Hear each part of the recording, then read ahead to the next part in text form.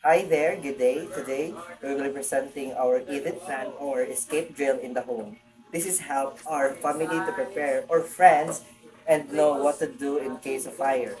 We will showing our exit routes, possible hazard, and how we can safely escape together. And, and then I'm with Marilu Dulugin and then Jasmine Haya.